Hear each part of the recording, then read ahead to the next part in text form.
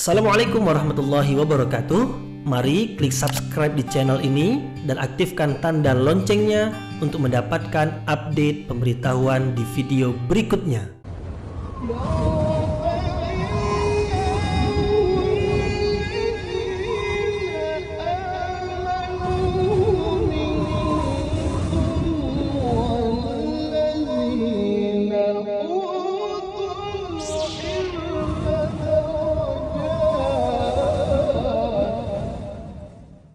A'udzu billahi minasyaitonir rajim. Bismillahirrahmanirrahim. Assalamualaikum warahmatullahi wabarakatuh. Alhamdulillahirabbil alamin wa bihi nasta'in ala umurid dunya waddin. Nasta'inuhu wa nastaghfiruh wa na'udzu billahi min syururi anfusina wa min sayyiati a'malina. فَمَنْ يَهْدِهِ اللَّهُ فَلَا مُضِلَّ لَهُ وَمَنْ يُضْلِلْ فَلَا هَادِيَ لَهُ أَشْهَدُ أَنْ لَا إِلَهَ إِلَّا اللَّهُ وَحْدَهُ لَا شَرِيكَ لَهُ وَأَشْهَدُ أَنَّ مُحَمَّدًا عَبْدُهُ وَرَسُولُهُ لَا نَبِيَّ بَعْدَهُ أَمَّا بَعْدُ. Kita bersyukur kepada Allah Subhanahu wa taala yang masih melimpahkan rahmat dan nikmat-Nya. Kita bersyukur dengan mengucapkan Alhamdulillahi Rabbil Alamin. Kemudian tidak lupa pula bersalawat kepada Rasulullah dengan mengucapkan Allahumma salli ala Sayyidina Muhammad wa ala ali Sayyidina Muhammad. Dan bersalam kepada Rasulullah dengan mengucapkan Assalamu alayka ya Rasulullah. Alhamdulillah kita dapat kembali meneruskan pengajian tafsir ayat-ayat suci Al-Quran yang insya Allah kita akan teruskan kepada ayat yang ke-38 dan 39 dari surah Hud yang masih lagi menerangkan tentang kisah Nabi Nuh alaihi salam. Nabi Nuh, Nabi yang diutus oleh Allah Subhanahu wa taala kepada kaumnya, yaitu untuk menyampaikan pesan tauhid, mentauhidkan Allah, yaitu mengibadati Allah Subhanahu wa taala saja dan tidak menyekutukan Allah dengan apapun. Kaum Nabi Nuh pula menyekutukan Allah, yaitu dengan menyembah berhala. Jadi mereka membuat berhala, membuat patung, kemudian mereka sembah. Kononnya patung itu bisa memberikan manfaat kepada mereka, bisa menolak mudarat dari mereka. Mereka meminta kepada patung yang tidak punya kemampuan apa-apa, yang tidak punya kekuasaan apa-apa. Maka mereka betul-betul telah menyekutukan Allah, berarti telah melakukan kezaliman yang besar. Karena perbuatan syirik, perbuatan menyekutukan Allah itu adalah kezaliman yang paling besar. Inna syirka la zulmun azim. Sesungguhnya syirik adalah kezaliman yang besar. Nabi Nuh menyampaikan kebenaran kepada kaumnya, yaitu supaya mereka mentauhidkan Allah, tapi mereka menolak kebenaran tersebut. Siapa yang berada paling depan menolak kebenaran? Yaitu para pemimpin dari kaum Nabi Nuh itu, yaitu mereka yang diberi kepemimpinan, yaitu penguasa-penguasa dari kaum Nabi Nuh yang punya kekuasaan. Mungkin kekuasaan itu karena mereka punya pengikut, punya penolong yang banyak. Kemudian mungkin mereka memiliki kekayaan yang dengan kekayaan itu mampu menguasai orang lain. Maka mereka itulah yang pertama, yang berada paling depan menolak Nabi Nuh alaihi salam. Nanti kita akan sampaikan ayat bahwasanya mereka pula lah yang mengejek, yang mengolok-olok, yang menghina Nabi Nuh alaihi salam ketika Nabi Nuh membuat kapal seperti mana yang diperintahkan oleh Allah Subhanahu wa taala. Namun Nabi Nuh alaihi salam sabar menyampaikan kebenaran, sabar dihina, Nabi Nuh sabar. Dan Nabi Nuh menyampaikan kebenaran bukan setahun 2 tahun, tetapi 950 tahun. Sungguh waktu yang sangat panjang sekali, dan Nabi Nuh tetap menyampaikan kebenaran meskipun kaum tetap pula menolak kebenaran.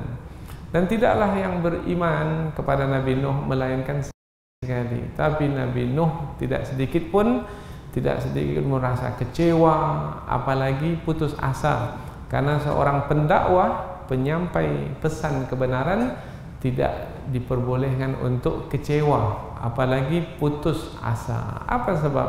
Sebab kita sebagai pendakwah yang menyampaikan kebenaran adalah sebagai menjalankan perintah Allah. Nah, apabila kita telah menjalankan perintah Allah, berarti kita telah terlepas dari tanggung jawab. Artinya nanti apabila Allah meminta pertanggungjawaban dari kita, kita sudah bisa memberikan jawaban, ya Allah, hamba telah melaksanakannya. Kemudian adapun orang yang tidak menerima kebenaran yang kita sampaikan, itu kaitannya adalah dengan orang tersebut. Karena Allah tidak memberi hidayah kepada mereka, karena memang mereka tidak layak untuk diberi hidayah, maka itu bukanlah urusan kita. Jadi urusan kita adalah bagaimana menyampaikan pesan-pesan kebenaran itu kepada manusia. Apakah manusia itu akan menerimanya atau tidak, itu adalah urusan mereka. Maka apabila mereka menerima atau tidak menerima, itu bukanlah yang mempengaruhi kita ketika kita menyampaikan pesan kebenaran. Jadi kita tidak perlu untuk merasa sedih, kecewa, apalagi putus asa apabila sudah banyak kita berusaha, sudah lama kita berusaha menyampaikan kebenaran, tetapi kebenaran yang kita sampaikan itu mereka tolak. Tak perlu kecewa, tak perlu sedih. Nah, kalau ada terasa rasa, aduh, sudah lama saya menyampaikan tapi dia tak terima juga. Siang malam saya menyampaikannya, sudah banyak tenaga dan waktu saya berikan untuk menyampaikan kebenaran kepada mereka, tapi mereka tak juga mau menerima kebenaran. Ingatlah kisah Nabi Nuh alaihi salam. Jadi kisah Al-Quran itu sebagai hiburan. Begitu juga kisah Nabi Nuh ini disampaikan kepada Rasulullah sebagai hiburan bagi Rasul. Maka Rasulullah pun, berarti saya ini tak ada apa-apanya berbanding dengan Nabi Nuh. Nabi Nuh beratus-ratus tahun lamanya menyampaikan kebenaran. Saya belumlah sampai beratus-ratus tahun. Nah, kita pun juga demikian.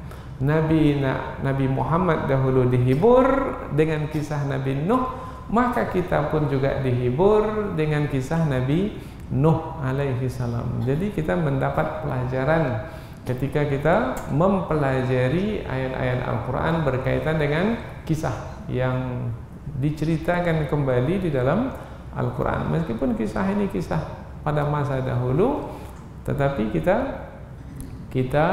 tetap mendapatkan pelajaran baru yang berharga dalam hidup kita. Ada umpamanya seorang ustaz, umpamanya di kampung berpuluh tahun lamanya mengajar di surau kecil, yang ikut pengajian 1-2 orang, 2-3 orang. Tak perlu sedih, tak perlu. Apa sebab? Sebab hidayah itu dari Allah. Kita diperintahkan untuk berusaha, maka kita berusaha. Nah, di dalam berusaha menyampaikan kebenaran, rupanya tidaklah seperti mungkin yang kita inginkan. Yang kita inginkan itulah sekali menyampaikan kebenaran, orang menerimanya. Mau kita seperti itu, tetapi yang terjadi tidak seperti itu. Dah berkali-kali kita menyampaikan, berkali-kali pula menolaknya. Dan satu lagi, bukan hanya menolaknya, menghina kita pula, mengkeji kita pula, mengolok-olok kita pula. Bagaimana? Kita balas dengan olok-olok pula, dengan kejian pula. Nabi Nuh mendapatkan ejekan dari kaumnya. Nabi Nuh membalasnya? Ya, membalasnya. Bagaimana cara Nabi Nuh membalas ejekan kaumnya? Nanti insyaallah kita akan sampaikan dalam pengajian. Kemudian meskipun Nabi Nuh diejek oleh kaumnya, tetapi Nabi Nuh alaihissalam tetap menyampaikan pesan kepada kaumnya bahwasanya kalau tidak mau menerima kebenaran, maka ancaman Allah Subhanahu wa taala pasti akan diberlakukan. Karena janji Allah apabila tidak beriman maka akan mendapat siksaan. Akan mendapatkan siksaan disampaikan oleh Nabi Nuh sebagai ancaman. Nah, disampaikan lagi oleh Nabi Nuh ancaman, yaitu berupa siksaan pasti akan ditimpakan ke atas mereka di dunia dan di akhirat. Nah, Nabi Nuh mengatakan di dunia adalah berupa siksaan yang menghinakan karena mereka menghina kebenaran. Kemudian siksaan di akhirat adalah dalam api neraka selama-lamanya. Itu disampaikan kepada kaum, namun kaum tetap juga tidak mengambil pelajaran dari pesan yang disampaikan oleh Nabi Nuh alaihi salam. Maka pada ayat berikutnya dalam pertemuan yang akan datang disebutkan bahwasanya mereka itu ditenggelamkan oleh Allah Subhanahu wa taala. Yang selamat yang bersama dengan Nabi Nuh di dalam kapal, di luar kapal semua ditenggelamkan oleh banjir yang besar. Nah, dalam dua ayat yang akan kita pelajari ini, Nabi Nuh apabila ayat sebelum ini menyebutkan Allah memerintahkan Nabi Nuh untuk membuat kapal, maka ayat yang akan kita pelajari ini adalah Nabi Nuh menjalankan perintah Allah, yaitu membuat kapal-kapal yang besar. Kemudian ketika Nabi Nuh membuat kapal, Nabi Nuh diejek, diolok-olok oleh kaumnya, tapi Nabi Nuh tetap sabar. Karena Allah Subhanahu wa taala apabila telah memberitahukan kepada Nabi Nuh bahwasanya kapal yang dibuat itu pasti ada tujuannya, dan tujuannya adalah untuk menyelamatkan orang-orang beriman, maka Nabi Nuh meyakininya. Tetapi tidaklah difahami oleh kaum Nabi Nuh. Karena ketidakfahaman itulah maka mereka mengejek Nabi Nuh. Maka tak faham kemudian mengejek, tak perlu dilayan orang yang tidak faham. Karena melayan orang yang tidak faham, melayani orang yang bodoh, itu bermakna membuat kita menjadi bodoh pula. Melayan orang yang bodoh, bodoh lah. Maka kalau ada orang yang bodoh, biarkan aja dia dengan kebodohannya. Maka ada istilah dalam bahasa Arab, tarkul jawabi alal jahili jawabun. Tidak menjawab kepada orang yang bodoh itu adalah jawaban. Nah, diam aja. Dikirimi SMS, diam aja, jangan balas. Habis pulsa kita. Kemudian di komen di Facebook, jangan balas, diamkan saja. Ini semakin menyakitkan ini Ustaz. Diam saja. Kita sendiri sebenarnya yang mesti menahan diri, sebab ketika kita membalas, maka kata orang yang menyakiti itu, sudah tercapai keinginanku, maka dikiriminya lagi supaya kita membalas lagi. Apa faedahnya? Akankah selesai masalah dengan seperti itu? Enggak. Maka penyelesaiannya diamkan saja. Diamkan saja. Ada istilah dalam pepatah kita, biarkan anjing itu menggonggong, kafilah tetap berlalu. Gonggong dia aja dia, menggonggong. Nah, jadi pelajaran yang akan kita dapatkan nanti insyaallah dari dua ayat ini, dari kisah Nabi Nuh alaihi salam, yaitu pelajaran bagaimana kita menyikapi orang-orang yang tidak mengerti, tidak memahami tentang perjuangan yang kita lakukan. Perjuangan yang kita lakukan adalah menyampaikan kebenaran. Inilah sebagai muqaddimah dari dua ayat ini, dan selanjutnya kita pindah ke tafsir ayat.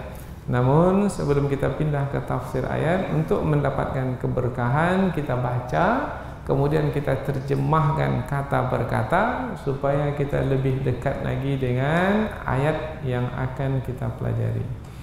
Allah Subhanahu wa taala berfirman, A'udzubillahi minasyaitonirrajim. Bismillahirrahmanirrahim.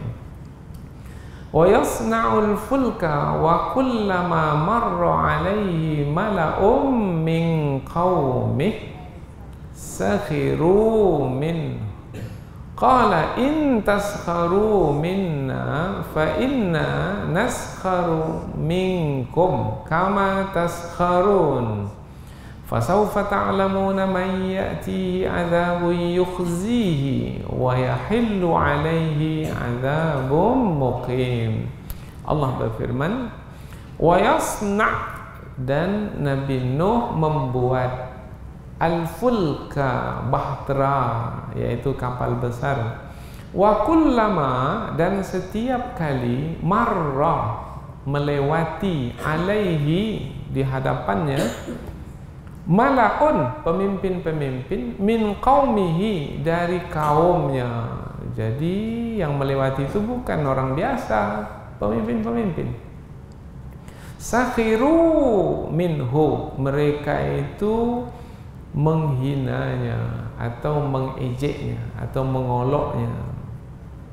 Qala, Nabi Nuh menjawab, in taskharu minna, jika kamu mengolok-olok kami atau mengejek kami, menghinakan kami, fa inna, maka sesungguhnya kami, naskharu minkum, akan mengejekmu, kama taskharun, sebagaimana kamu mengejek atau menghina atau mengolok-olok. Boleh mana-mana kata kita pilih, boleh, sama. Dan Nabi Nuh membuat kapal, dan setiap kali pemimpin-pemimpin kaumnya melewatinya, mereka menghinanya. Nabi Nuh menjawab, jika kamu menghina kami, maka sesungguhnya kami menghinamu seperti mana kamu menghina. Fasaufa, maka sungguh akan, ta'lamuna, kamu mengetahui, man ya'tihi, siapa yang akan datang kepadanya atau akan ditimpakan kepadanya, azabun, yukhzihi, yang akan menghinakannya, wa yahillu alaihi, dan akan ditimpakan ke atasnya pula, azabun muqim, azab yang kekal di hari akhirat. Jadi di dunia dapat, di akhirat juga dapat. Jadi azab dunia dan akhirat. Maka kelak kamu akan mengetahui siapa yang akan ditimpakan azab yang menghinakan kepadanya, dan akan ditimpakan azab yang kekal kepadanya di hari akhirat. Siapa yang akan ditimpakan azab? Nabi Nuh yang menyampaikan kebenaran atau kaum Nabi Nuh yang menolak kebenaran? Itu yang disampaikan Nabi Nuh. Aku yang akan dapat siksa atau kamu yang akan dapat siksa? Kita tunggulah, sama-sama lah kita tunggu. Begitulah penyampaian Nabi Nuh kepada kaumnya. Jadi dua ayat yang akan kita pelajari ini adalah ayat yang menerangkan tentang kisah Nabi Nuh alaihi salam yang menjalankan perintah Allah, yaitu membuat bahtera, kemudian diolok-olok oleh kaumnya, dan yang paling terdepan mengolok-olok Nabi Nuh adalah para pemimpin kaumnya. Oh, berarti kalau sekarang para pemimpin mengolok-olok ulama, biasa itu sudah sunnatullah. Kalau pada masa Nabi Muhammad yang mengolok-olok Nabi Muhammad adalah pemimpin Quraisy, itu sudah berlaku juga pada masa Nabi Nuh dahulu. Itu kita sebut namanya sunnatullah, yaitu ketetapan Allah yang tidak pernah berubah, tetap seperti itu. Yaitu dahulu para pemimpin mengolok-olok para nabi, Maka sekarang kalau ada para pemimpin yang mengolok-olok para ulama adalah pewaris para nabi. Ini ulama dengan makna sebenarnya, bukan ulama palsu. Karena sekarang ini banyak juga yang palsu-palsu sekarang ini. Ada pesantren palsu, ada santri palsu, ada Pak Kiai palsu. Nah, enggak, ini ulama-ulama yang sejati. Maka apabila ada yang mengolok-olok, maka sebenarnya para nabi dahulu pun juga diolok-olok. Itu adalah sunnatullah. Falan tajida li sunnatillahi tabdila walan tajida li sunnatillahi tahwila. Kamu sekali-kali tidak akan menjumpai sunnatullah, ketetapan Allah itu akan berganti, dan kamu sekali-kali tidak akan menjumpai sunnatullah itu akan menyimpang. Yaitu seperti mana berlaku dahulu pada masa Nabi Nuh, seperti itu juga berlaku pada masa Nabi Ibrahim, Nabi Musa, Nabi Isa, Nabi Muhammad, dan begitu juga berlaku pada masa sekarang. Nah, kalau seperti itu berlaku, maka jadikan pelajaran. Nah, itulah dia pesan yang diambil. Jadikan pelajaran sehingga kita lebih mudah untuk menjalani ujian yang sedang kita alami ini, yaitu ujian penghinaan terhadap orang-orang yang menyampaikan kebenaran. Kita mulai pengajian tafsir yaitu dengan pangkal ayat yang ke-38, wa yasna'ul fulka, dan Nabi Nuh membuat kapal. Dan Nabi Nuh membuat kapal. Ini lanjutan dari ayat sebelumnya, yaitu dalam ayat sebelumnya wasna'il fulka, dan buatlah kapal, buatlah bahtera. Perintah dari Allah kepada Nabi Nuh. Nabi Nuh menjalankan perintah Allah, wa yasna'ul fulka, dan Nabi Nuh membuat kapal, membuat bahtera. Kalau kita perhatikan perkataan yasna, siapa yang belajar bahasa Arab, ini fi'il mudhari'. Fi'il mudhari', kata kerja bentuk sekarang. Sebenarnya yang tepat bukan kata kerja bentuk sekarang, karena ini kejadian kan sudah lampau. Sudah lama kejadiannya. Mestinya wa sana'al fulka, Nabi Nuh telah membuat kapal. Cerita tentang masa lalu, past tense. Mestinya kata kerjanya past tense juga.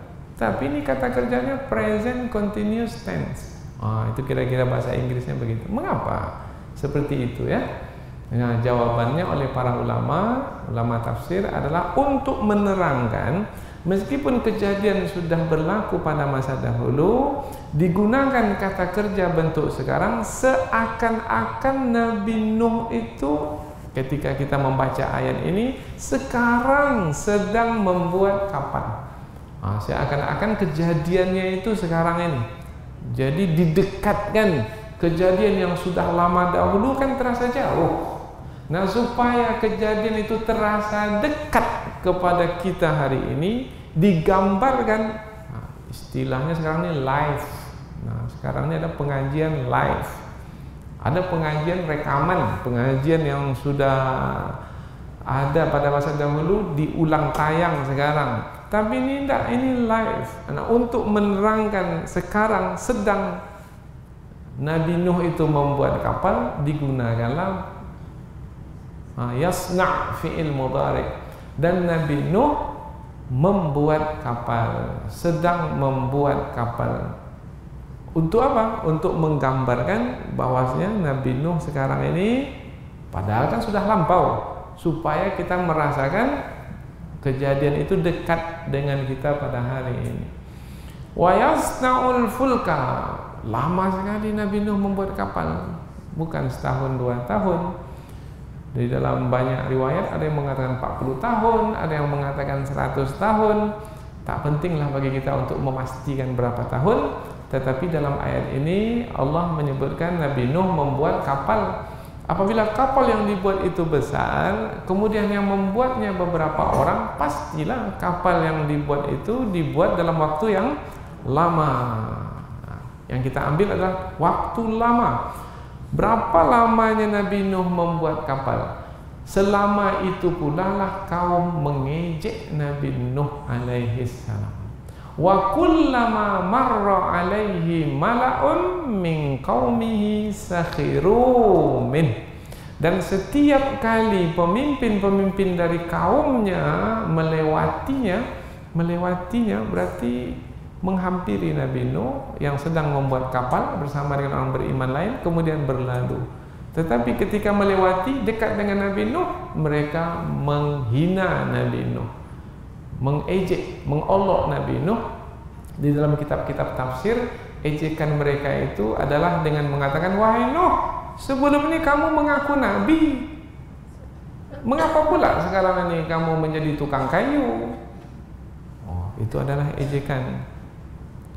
Maka Allah Subhanahu wa taala memberitahukan di dalam ayat ini Nabi Nuh diejek oleh kaumnya, dan itu adalah sebagai sunnatullah. Jadi apabila penyampai kebenaran diejek pada hari ini, jangan bersedih hati, sebab sudah diejek sebelum ini penyampai-penyampai kebenaran. Nabi lagi. Nabi itu adalah yang maksum, yang terpelihara dari melakukan kejahatan. Yang tak pernah melakukan kejahatan saja diejek. Yang Allah jaga sebagai manusia yang bersih, yang suci, yang mulia, yang terhormat, diejek. Apalagi kita ini yang jauh dari kesempurnaan seperti Nabi. Kalau diejek, maka biasa. Maka jadikan kisah nabi-nabi terdahulu itu sebagai pelajaran. Wa kullama, kalau kita jumpa kata kullama, setiap kali. Jadi tak pernah mereka berlalu itu dengan berdiam kata, tidak mengeluarkan kata-kata. Tak pernah mereka itu tidak berbicara, mereka berbicara. Jadi mereka melewati Nabi Nuh, mengejek Nabi Nuh setiap kali. Berapa lama? 40 tahun. 40 tahun lamanya mengejek Nabi Nuh. Dan 40 tahun pula Nabi Nuh sabar. Ini kalau kita bawa kepada riwayat yang mengatakan Nabi Nuh membuat kapal selama 40 tahun. Tapi ada yang mengatakan 100 tahun. 100 tahun diejek, 100 tahun pula bersabar, nunggu, luar biasa. Kita ada diejek, ada berapa kali? Sampai bertahun-tahun diejek. Oh, bermakna kita ini tak ada apa-apa ya. Ujian yang kita jalani itu tak seberapa berbanding dengan ujian para nabi dan rasul dahulu. Qala, Nabi Nuh menjawab. Oh, rupanya Nabi Nuh menjawab juga, yaitu dengan jawaban, in taskharu minna fa inna naskharu minkum kama taskharun. Jika kamu menghina kami, maka sesungguhnya kami menghinamu seperti mana kamu menghina kami. Oh, jadi Nabi Nuh membalas hinaan dengan hinaan. Apakah seorang nabi layak untuk membalas hinaan dengan hinaan? Nabi kan seorang yang mulia, tak akan mungkin melakukan perbuatan yang buruk. Karena perbuatan menghina itu adalah perbuatan yang buruk, meskipun sebagai menjawab hinaan. Maka para ulama tafsir pun memberikan penjelasan. Di antara penjelasannya adalah, jika kamu menghina kami di dunia ini, maka nanti kami akan menghinamu di akhirat. Menghina di akhirat itu seperti apa? Kami dimasukkan ke dalam surga, kemudian kamu dimasukkan ke dalam neraka, dan kamu ketika itu terhina apabila masuk ke dalam neraka. Jadi kami akan melihat kamu nanti dari dalam surga, dan kamu melambai-lambai meminta tolong kepada kami dari dalam neraka. Maka ketika itu kamu akan terhina. Ini satu tafsiran. Tafsiran yang kedua yaitu, jika kamu menghina kami, yaitu dengan mengatakan kami bodoh lah, mengatakan kami, karena ada perkataan yang kita dapatkan di dalam tafsir bahwasanya, wahai Nuh, kamu ini membuat kapal, tetapi kamu membuatnya di dataran yang tinggi, yang jauh dari tepi laut. Ini tak biasa dilakukan orang. Kalau mau membuat kapal, maka buatlah kapal di tepi laut, di tepi pantai, supaya mudah untuk menurunkannya ke laut, ke air. Kamu pula membuatnya di dataran yang tinggi. Itu adalah hinaan, olok-olok, yaitu isinya sebenarnya adalah bodoh kamu ini wahai Nuh. Kira-kira begitulah. Nah, apabila kamu menuduh kami sebagai orang-orang yang bodoh, karena kamu tak tahu bahwasanya kami membuat kapal ini bukan karena keinginan kami. Kami membuat kapal ini adalah karena perintah Allah. Kamu tak tahu bahwasanya yang kami buat ini adalah sebagai menjalankan perintah Allah. Kebodohanmu itu di situ. Nah, jadi dibalas, kamu tak tahu. Jadi apabila kamu membodohi kami dengan mengatakan, mengapa buat kapal di tempat yang tinggi, maka sebenarnya kamu membodohi dirimu sendiri, yaitu nanti kamu sadar sendirilah kamu bodoh, yaitu ketika nanti air hujan turun deras, kemudian air dari dalam bumi keluar, kemudian nanti air terus naik dan sampai ke kapal ini, baru kamu tahu kebodohan dirimu itu.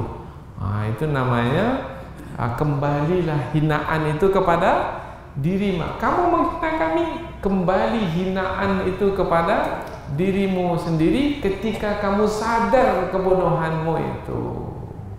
Sebagaimana kamu menghina kami, maka nanti kamu akan dihinakan karena kamu menyadari kebodohanmu, wahai kaum. Nah, ketika berlaku banjir besar itu, barulah tahu, Allah, mengapa kita keluarkan dahulu kata-kata kepada Nuh bahwasanya tak sepatutnya membuat kapal di tempat yang tinggi, yang jauh dari tepi laut. Oh, rupanya ini yang berlaku. Allah, kita sendiri yang bodoh rupanya. Maka kembalilah hinaan, cacian, olok-olok itu kepada diri sendiri. Jika kamu menghina kami, maka sesungguhnya kami akan menghinamu sebagaimana kamu menghina kami, yaitu ketika mereka menyadari apa yang mereka katakan itu adalah nanti akan membawa kepada keburukan mereka sendiri, yaitu ditenggelamkan. Nabi Nuh membuat kapal, kemudian mereka mengatakan, mengapa Nabi Nuh membuat kapal besar-besar di tempat yang tinggi pula? Nanti mereka tahu, oh rupanya kapal itu dibuat besar karena rupanya banjir yang datang itu adalah banjir yang besar. Kemudian yang masuk ke dalam kapal itu bukan hanya manusia, rupanya yang masuk ke dalam kapal itu adalah juga binatang buas, binatang ternak, burung-burung, kemudian makanan untuk berada selama di atas kapal yang terapung di atas air. Nah, mereka itu mengeluarkan kata-kata hinaan disebabkan karena kebodohan. Maka nanti apabila berlaku, maka kembali hinaan itu kepada diri mereka sendiri. Nah, kembali kepada diri mereka sendiri, seakan-akan ada yang menghina mereka itu. Tapi sebenarnya adalah mereka itu membodohi, menghina, mengkeji, mengolok-olok diri mereka sendiri. Tapi ada lagi tafsiran para ulama, yaitu ada yang berpendapat, yaitu apabila orang-orang kafir, orang-orang tidak mengerti itu menghina orang-orang beriman, diperbolehkan orang beriman itu untuk membalas hinaan mereka seperti mana mereka menghina, seperti itu kita membalas hinaan mereka. Faman i'tada 'alaikum fa'tadu 'alaihi bimithli ma'tada 'alaikum. Maka siapa yang melampaui batas terhadapmu, yaitu melakukan penghinaan ke atasmu, maka balaslah seperti mana yang mereka lakukan kepadamu. Itu namanya al-qisas, yaitu pembalasan yang setimpal. Boleh, tapi mesti diniatkan dalam hati, bukan karena emosi, bukan karena hawa nafsu, tetapi untuk menyadarkannya, untuk menjadikannya sebagai nasihat kepadanya atau pelajaran kepadanya, sehingga ia berhenti dari menghina. Karena biasanya orang yang menghina, dia suka menghina orang lain, tetapi dia sebenarnya juga tidak suka untuk dihina. Nah, maka ketika ia mendapat balasan hinaan, jadi termenung dia, saya dihina juga. Akhirnya dia berhenti dari menghina orang lain. Kadang-kadang itu obatnya untuk orang yang menghina itu, yaitu ketika dia suka menghina, kalau dibiarkan dia terus menghina. Sekali-kali balas juga lah. Seperti mana hinaan, seperti itu dilakukan. Tetapi untuk memahami yang berkaitan dengan Nabi, yaitu seperti Nabi Nuh alaihissalam, kita tetap menjaga kemuliaan seorang Nabi. Maka kita berikan penjelasan seperti penjelasan yang sebelum yang ketiga tadi, yaitu bahwasanya makna Nabi Nuh memberikan pembalasan terhadap hinaan mereka itu adalah dengan berlakunya siksaan Allah ke atas mereka. Nabi Nuh diselamatkan di dalam bahtera bersama orang beriman dan mereka ditenggelamkan, maka itu adalah penghinaan terhadap mereka yang tenggelam itu. Kalau kita sekarang ini kan ditambah lagi kan, dibabai mereka itu dari dalam kapal. Matilah kalian sana dalam sana, tenggelam. Itu penghinaan. Tapi sebenarnya dengan naik kapal saja, jangan mengucapkan kata apa-apa. Naik kapal saja selamat, dan yang di bawah sana itu tenggelam, itu sudah cukup sebagai pembalasan penghinaan terhadap perbuatan mereka yang menghina sebelumnya. Itu saja sudah cukup. Itu di dunia. Di akhirat yang satu dimasukkan ke dalam neraka dan yang satu dimasukkan dalam surga, itu pun sudah cukup untuk membalas hinaan mereka yang di dunia itu. Kemudian satu lagi adalah mereka sadar sendiri, yaitu ketika mereka dengan kebodohan mereka menghina, kemudian rupanya berlaku kejadian, yaitu siksaan ditimpakan ke atas mereka. Nah, ketika itu baru mereka sadar, Allah, rupanya kembali kepada kita, yaitu kita yang mendapat siksaan seperti mana yang kita olok-olok Nabi Nuh sebelum ini. Maka membuat mereka mendapat hinaan, balasan ke atas hinaan yang mereka telah kerjakan. Maka siapa yang membuat kejahatan itu akan kembali kepada orang yang melakukan kejahatan itu. Istikbaran fil ardi wa makras sayyi, karena kesombongan yang dilakukan dan merencanakan jahat. Dua disebut. Ini kedua-duanya perbuatan buruk, yaitu menyombongkan diri satu, kemudian satu lagi merencanakan jahat terhadap orang lain. Maka wala yahiqul makrus sayyi'u illa bi ahli. Tidaklah rencana yang jahat itu melainkan kembali kepada orang yang merencanakannya itu. Jangan coba-coba merencanakan jahat terhadap umat Islam, terhadap para ulama, terhadap orang-orang yang berbuat baik. Akan kembali rencana jahat itu kepada diri sendiri. Kamu jatuhkan orang lain, kamu yang akan jatuh. Itu balasannya begitu. Karena sebenarnya yang akan membalas bukan orang itu, yang akan membalas adalah Allah yang mengatur alam semesta ini. Maka kita tenang-tenang saja. Ada orang yang merencanakan jahat, tenang aja, berdoa aja kepada Allah Ta'ala. Berusaha sungguh-sungguh, pelihara diri, jaga diri, mohon perlindungan Allah. Maka nanti Allah lah yang akan membalas orang yang merencanakan jahat terhadap kita. Itu sudah janji Allah. Maka tak perlu risau. Ada orang yang biarkan saja, nanti kita tak tidur malam pula dibuatnya. Kita mau tidur nyenyak juga di malam hari, nanti hilang pula selera makan. Kita mau menikmati hidup juga. Ada orang yang merencanakan, biarkan saja dia merencanakan jahat. Kita berikhtiar, jaga diri baik-baik, kemudian berdoa kepada Allah, berserah diri kepada Allah Subhanahu wa Ta'ala. Ada orang yang merencanakan jahat, itu sudah berlaku pada masa dahulu. Ada tidak? Pada masa Rasulullah, orang yang merencanakan jahat untuk membunuh Rasulullah. Ada, sudah dikepung rumah Rasul pada malam itu untuk membunuh Rasul. Apabila Allah tidak mengizinkan, tak berlaku. Malam itu Nabi Muhammad keluar dari kepungan. Mudah saja bagi Allah untuk menyelamatkan Rasul. Nabi mengambil segenggam pasir, melemparkannya kepada orang-orang yang mengepung. Wa ja'alna min baini aydihim saddan wa min khalfihim saddan fa'aghshaynahum fahum la yubsirun.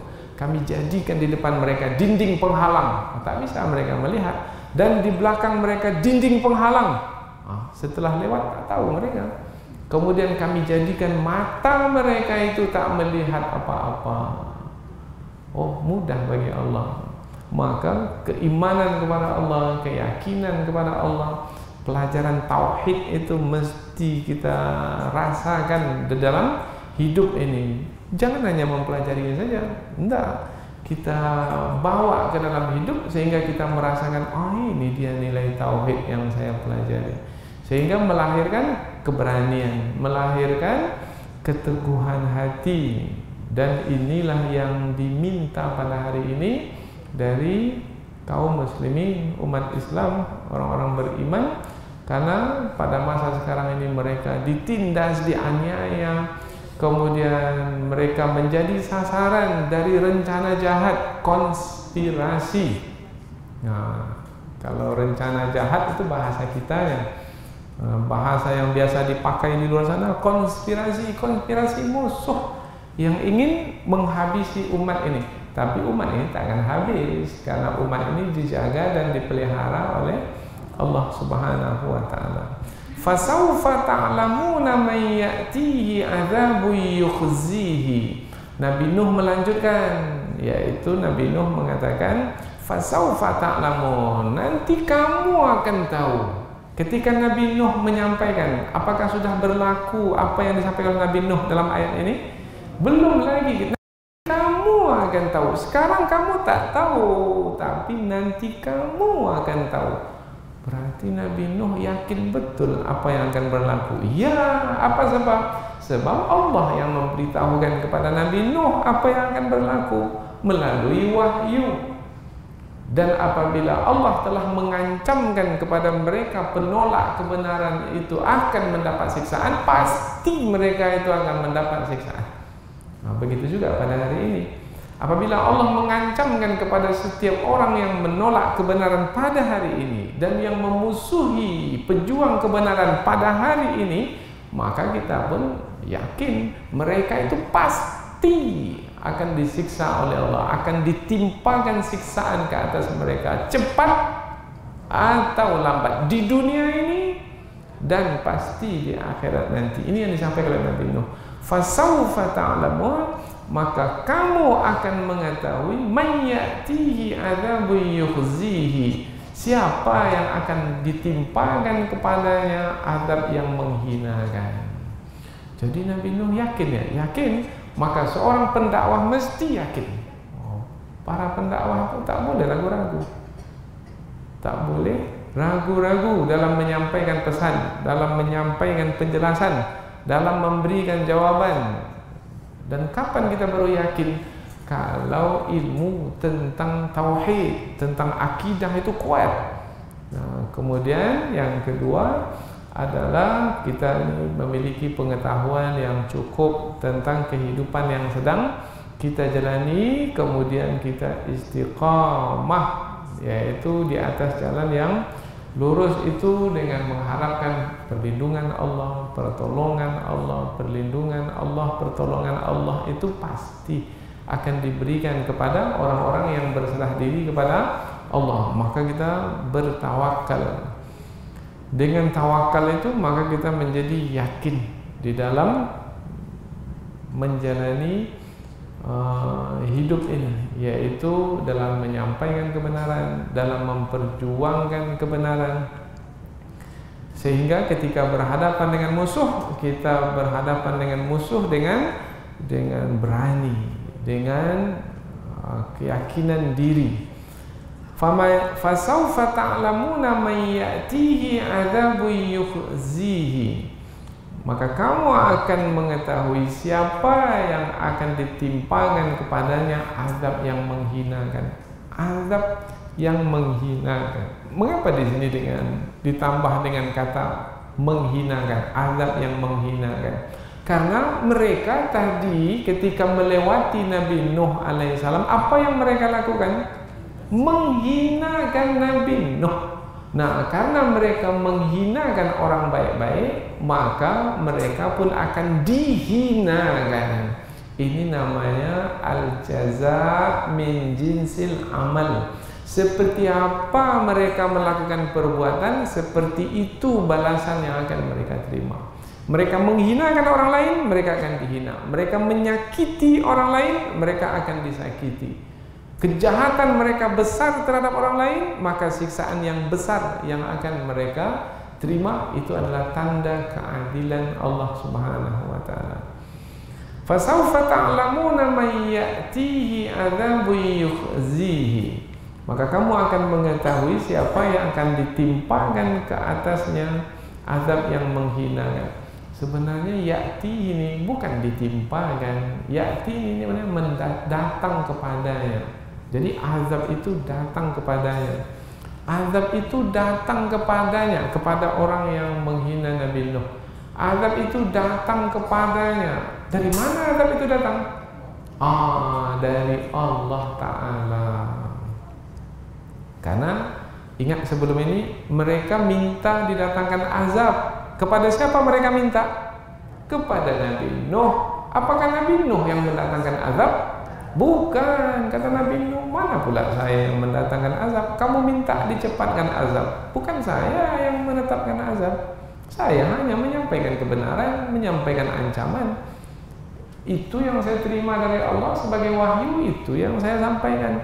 Tetapi yang menetapkan azab itu bukan saya, Allah Subhanahu wa taala. Maka kamu akan mengetahui siapa yang akan datang kepadanya azab yang menghinakan.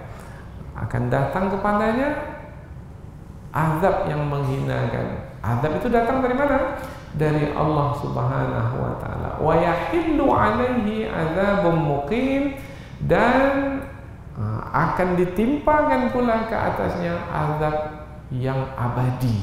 Azabun muqim, azab yang lama, yang berkekalan, yang tidak ada kesudahan.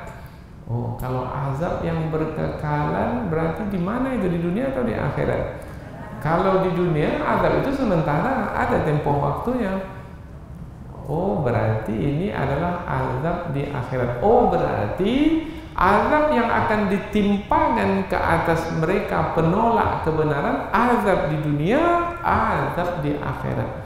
Jangan dipahami azabnya itu di akhirat saja. Enggak, di dunia juga. Di dunia diazab, di akhirat pun diazab. Nah, azab yang paling dahsyat itu adalah azab di hari akhirat. Azab yang muqim. Muqim yaitu azab itu bersama mereka, ditimpakan ke atas mereka selama-lamanya. Oh, itu dahsyat itu. Dan azab di akhirat tidak seperti azab di dunia. Azab di akhirat itu dahsyat Karena Allah Subhanahu wa taala melalui malaikat-malaikatnya akan langsung mengazab mereka itu. Maka semestinya mereka jangan sampai karena kejahatan mereka di dunia, mereka itu akan kejahatan itu berapa lama lah di dunia, tetapi mereka akan mendapatkan azab yang selama-lamanya di akhirat. Maka jangan hanya karena ingin memaksakan kehendak di dunia, menyombongkan diri di dunia, kemudian menolak kebenaran di dunia, kemudian mereka mendapatkan siksaan itu di akhirat selama-lamanya. Itu orang bodoh namanya. Orang yang pintar adalah orang yang mempertimbangkan yang selama-lamanya itu, selama-lamanya. Apabila saya buat jahat di dunia ini, kemudian saya akan mendapatkan siksaan yang lama di akhirat, oh enggak mau saya. Tidak akan saya pertaruhkan yang akhirat dan abadi itu oleh dunia yang sementara ini. Maka orang yang pintar adalah orang yang mempertimbangkan akhirat yang kekal dan abadi itu, yaitu dengan berhati-hati di dunia yang sementara ini. Jangan sampai yang sementara membuat mereka sengsara selama-lamanya di hari akhirat yang kekal dan abadi. Nah, orang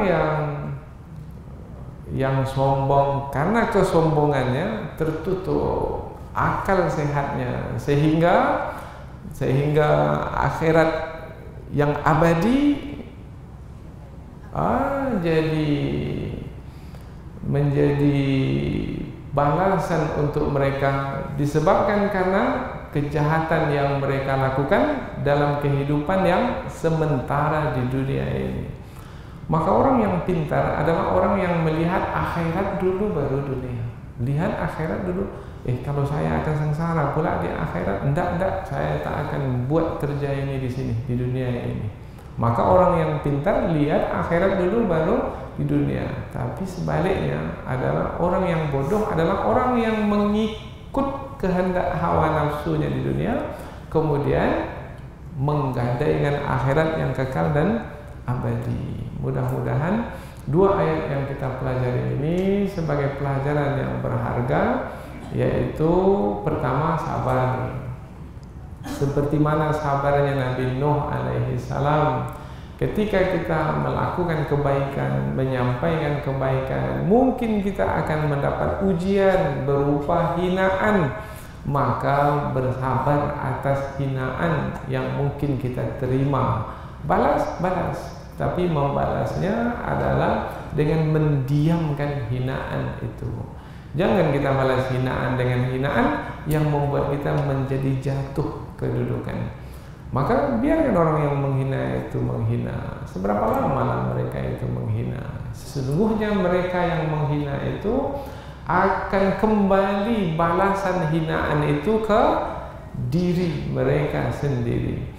Kemudian berikutnya lagi adalah setiap orang yang menghina, melakukan kejahatan di dunia ini, menghina orang yang baik, orang yang menyampaikan kebaikan, maka akan menerima balasan. Balasannya di dunia ini dan di akhirat nanti. Alangkah buruknya perbuatan mereka itu, yaitu mereka mendapatkan balasan di dunia, menyengsarakan diri sendiri di dunia ini, dan mendapatkan balasan di akhirat, menyengsarakan diri mereka selama-lamanya di akhirat. Mudah-mudahan dua ayat ini menjadi pelajaran yang berharga bagi kita, khususnya ketika kita sedang menjalani ujian-ujian, ketika kita berbuat baik atau menyampaikan kebaikan di tengah masyarakat. Subhanakallahumma wa bihamdika asyhadu an la ilaha illa anta wa astaghfiruka wa atubu ilaik. Wassalamualaikum warahmatullahi wabarakatuh. Ya Allah.